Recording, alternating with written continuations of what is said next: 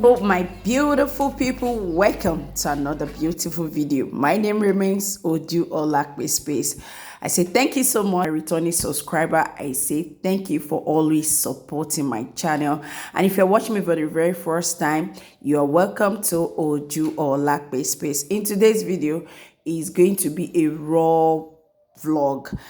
Watch how I single-handedly wash, boiled the meat and fry the meat all alone. A full ram. I did this all alone.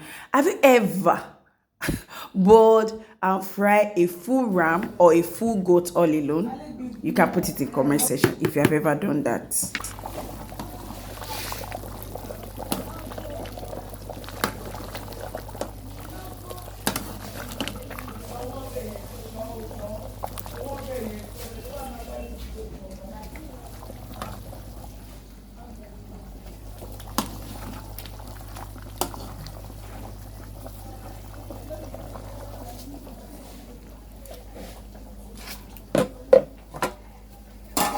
I'm going to show you how I single-handedly cook a full ram using firewood and also using cooking gas to prepare a full ram without no support, just by myself.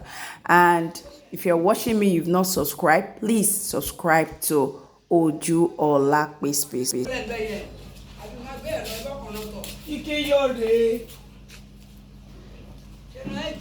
One of the damn I know it's okay.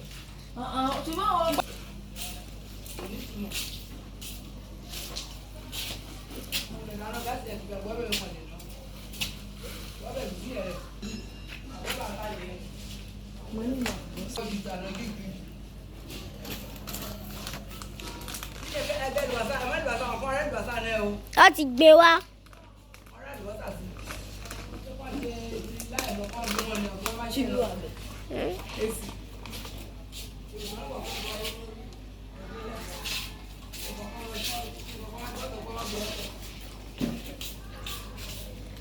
Seasoning powder.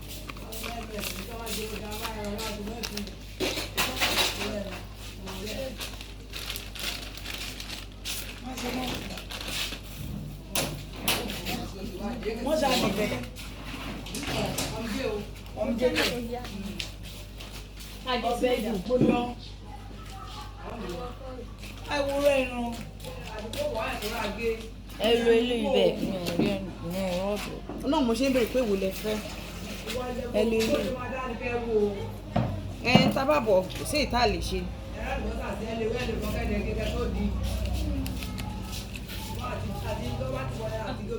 Plate ta lè rẹ́ àlùbọ́sà sí.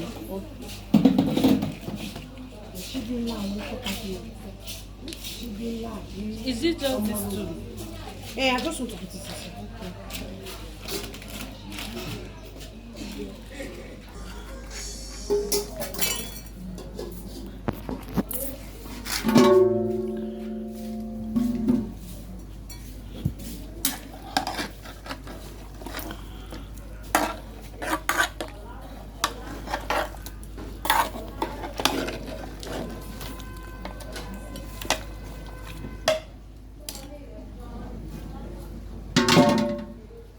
Mi ṣe ní nǹkan tí ẹ fẹ́ kí n ṣe ní ṣe bọ́ bẹ́ẹ̀ lẹ́wọ̀n. Kí lẹ sọ mà? Kí lẹ sọ?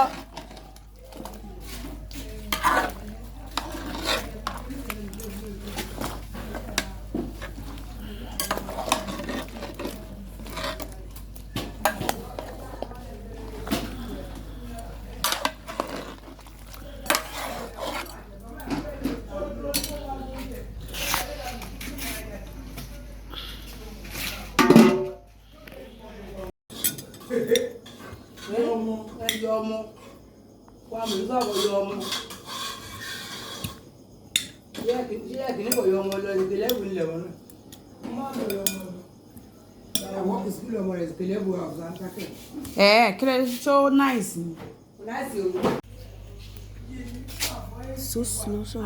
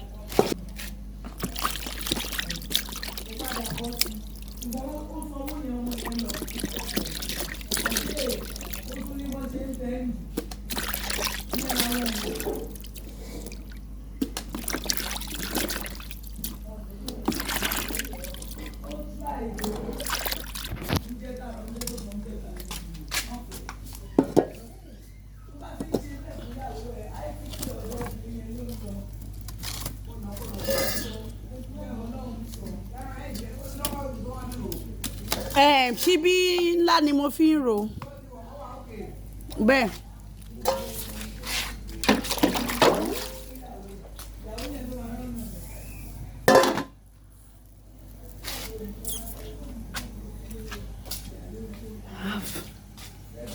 Real job to do. So I had to change it to gas. So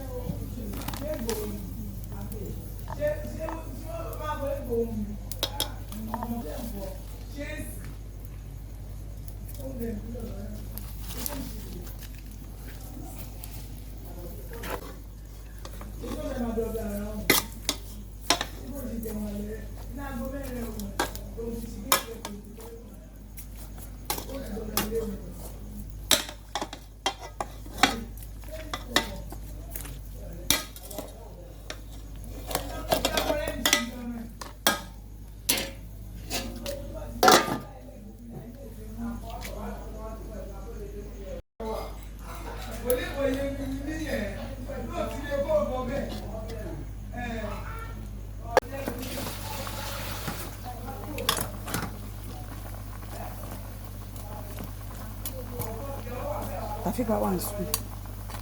Ìyẹn mú ló pẹ́ kò já padà ìyẹn mú. Ṣé school ó ṣe.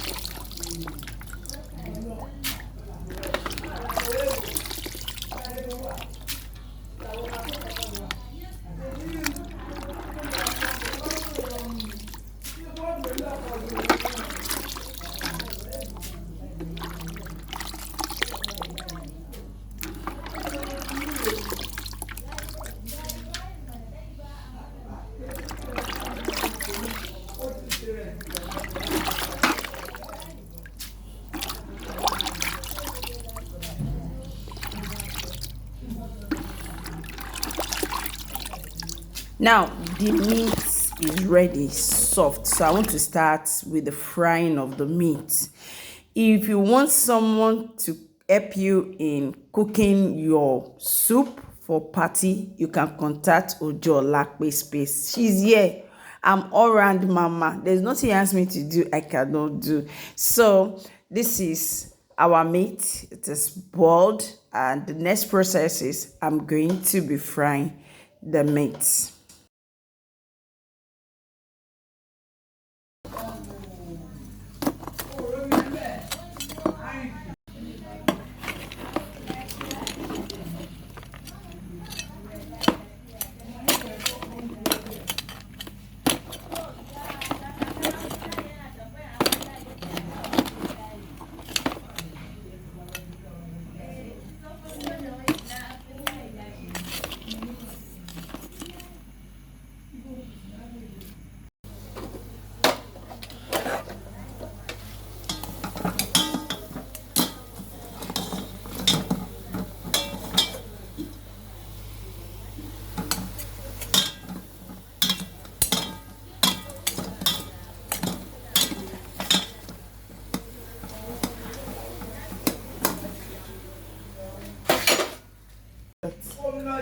I'm still boiling. I'm done with the boiling of the meat. So I want to fry it now.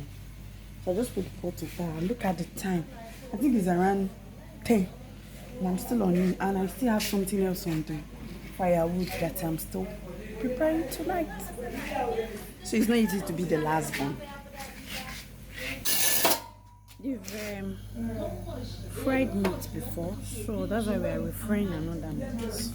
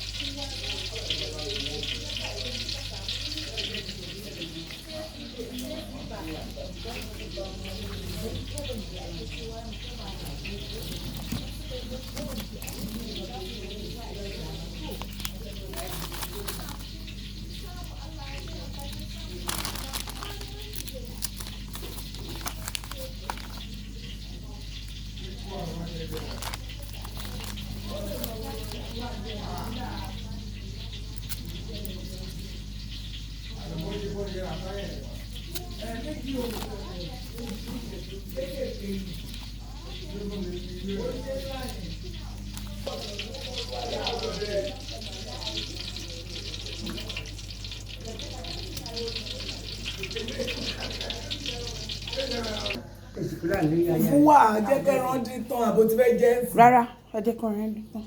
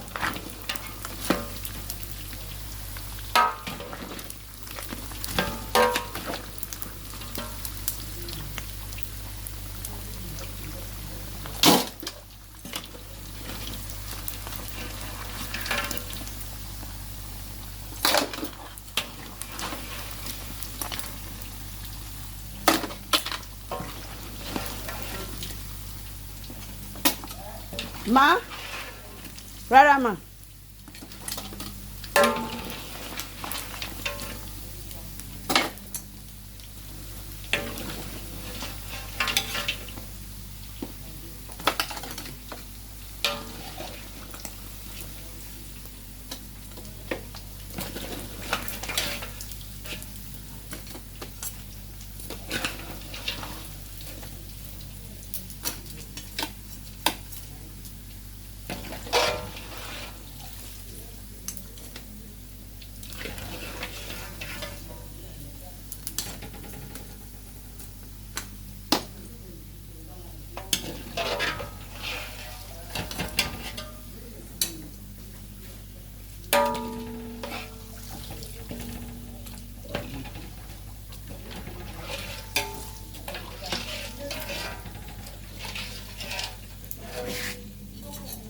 Thank you, Kwam.